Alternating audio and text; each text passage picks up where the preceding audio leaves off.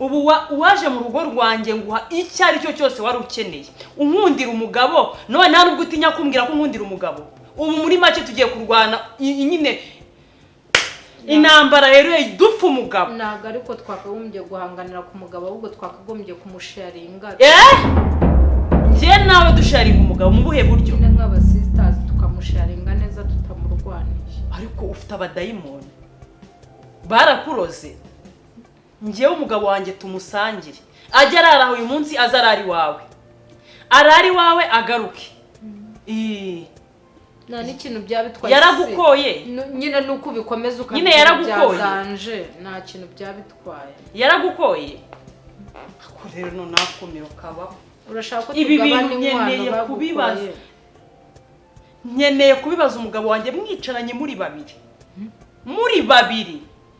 nyine nawe urabizi ko agukunda arankunda ndi kubikubaza wowe nyine ngenda mukunda ntabwo nzi ibyo ntabwo nzi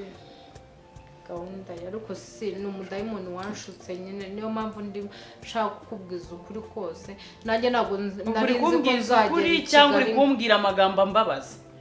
ubu wowe umuntu ashaka kubwira ngo agukundire umugabo ntatinye no kubikubwira byagushimisha nese ko wambwiye ngo nkubwize ukuri nyine ndamukunda none se nkubeshye kandi wansabye ko nkubwize ukuri koko sinaboroheye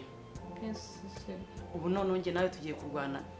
umurwano weruye intambara nyine yeruye nese ubundi wamundekeye ko yari uwanjye na mbere ngaho genda nkaba mukunda ngaho mvira mu n'urugo n'urwawe se n'urwawe narwo n'urwe ngaho mva mu maso rero nese si urwanjye nawe mva